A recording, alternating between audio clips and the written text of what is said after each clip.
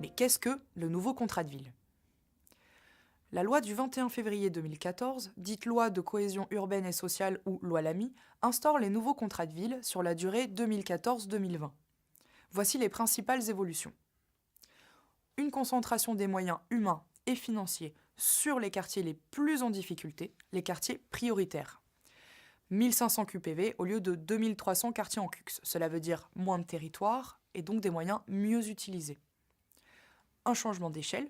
Les anciens contrats étaient portés par les communes, ce qui ne permettait pas de disposer d'une vision globale du développement d'un quartier à l'échelle d'un bassin de vie plus large, l'agglomération par exemple.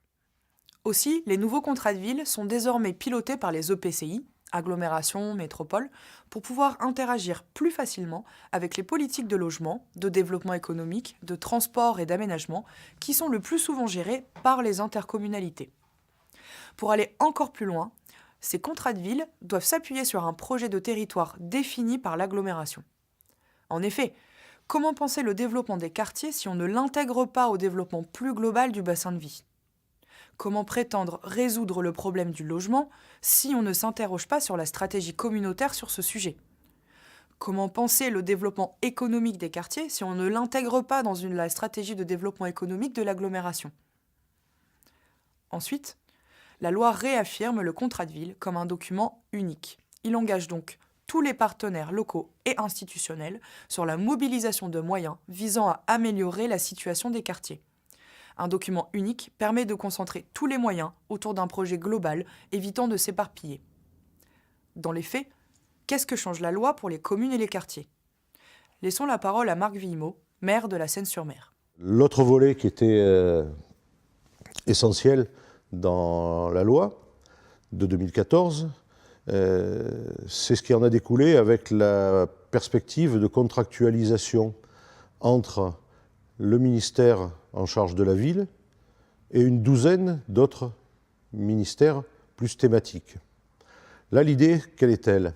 Elle est sur une convention triennale avec des objectifs opérationnels, évaluables, de créer les conditions de la mobilisation du droit commun porté par un bon nombre d'autres ministères sur ces morceaux de territoire de la République que sont nos quartiers populaires. Alors avec plus ou moins de bonheur, plus ou moins d'enthousiasme, pas tellement de la part des ministres, mais en tout cas des hautes administrations, à qui on demande de poser un regard différencié dans l'esprit des zones de sécurité prioritaires que porte le ministère de l'Intérieur, ou des réseaux d'éducation prioritaires que porte le ministère de l'Éducation nationale, et que donc tous ces ministères-là, ordinaires, mobilisent leurs ressources, leurs projets, avec une attention particulière, une sorte de bienveillance en direction de ceux de nos concitoyens qui sont dans des situations de relégation. Autre nouveauté de la loi, contrairement au contrat précédent, l'ambition du contrat de ville est l'obligation de mobiliser prioritairement les crédits de droit commun. De quoi s'agit-il? Il s'agit des financements, budgets, dispositifs des ministères de l'État qui concernent toute la population française sans distinction. Solène Divet nous explique en quoi ces financements de droit commun sont nécessaires et Séverine Garcin nous présente davantage les difficultés à le mobiliser. Bien entendu, c'est des problématiques tellement complexes et lourdes qu'on ne peut pas les résoudre seuls et donc on sollicite beaucoup de partenaires. Tous ne sont pas forcément disponibles, mais il est évident qu'on a besoin de la mobilisation notamment du droit commun sur nos quartiers, ce qui est extrêmement complexe à développer. Je vais donner un exemple, par exemple pour nous, pour le droit commun, par exemple pour traiter l'emploi, c'est Pôle emploi. Et donc la question c'est combien il y a de conseillères, par exemple en insertion professionnelle, de plus pour les quartiers prioritaires. Et quand on a travaillé sur le contrat de ville, c'est le type de question sur lequel on a voulu travailler avec l'État et sur lequel malheureusement ces organismes sont dans l'incapacité de nous répondre. Puisqu'ils ne sont pas organisés ou équipés pour travailler en ce sens. Donc là, on voit bien qu'il y a des problématiques ou des thématiques sur lesquelles il nous est extrêmement complexe de travailler et de mobiliser concrètement du droit commun. Au-delà de la définition de la loi qui peut être un petit peu difficile et compréhensible, je dirais que pour nous, au niveau de l'agglomération, la politique de la ville, c'est le volet cohésion sociale du projet de territoire. Donc concrètement au niveau du contrat de ville, hein, puisque c'est le dispositif phare, je dirais, de la politique de la ville, l'enjeu du contrat de ville, c'est de pouvoir concentrer les efforts et les moyens pour les habitants de ces territoires.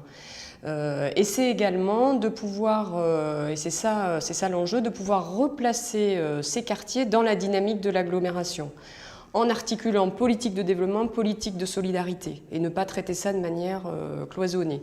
C'est-à-dire que je pense que l'enjeu aujourd'hui, c'est bien sûr, ce sont des politiques de réparation pour ces quartiers, mais il faut aller au-delà, en mettant en place des actions durables, ambitieuses, pour vraiment donner toute leur place à ces quartiers dans la dynamique de l'agglomération. Chaque quartier ayant bien sûr sa propre identité, ses spécificités. Le contrat de ville est un projet de territoire qui repose sur 3 piliers, comme nous l'explique Florence Guittet, déléguée de la préfète de l'Essonne. Le volet de droit commun, aujourd'hui, on est obligé d'y travailler parce que dans le cadre du contrat de ville, des nouveaux contrats de ville signés, il y a tout un plan d'action qui doit être annexé et c'est un plan d'action des services de droit commun, donc autant des services de la ville que des services de l'État. Ça peut être aussi le bailleur qui s'engage à faire des actions spécifiques et à avoir un regard particulier sur les quartiers politiques de la ville. Alors, les contrats de ville qui ont été signés, ça fait 1 an maintenant, on a une année de recul, développent et affirment donc 3 piliers prioritaires pour les quartiers en politique de la ville. Donc c'est le premier pilier est le développement économique et l'emploi, qui reste une préoccupation vraiment première, hein, dans les quartiers. Et, il y a ensuite le volet cohésion sociale, qui comprend le vivre ensemble, le développement des associations, du lien social, voilà, donc il y a aussi un point très important. Et puis le dernier volet qui concerne la rénovation urbaine. Voilà, et tout ce qui est gestion urbaine de proximité, rénovation de l'habitat. Voilà. Donc ce sont les 3 points principaux qui sont souvent déclinés dans les contrats de ville sous forme de fiches ou de fiches actions.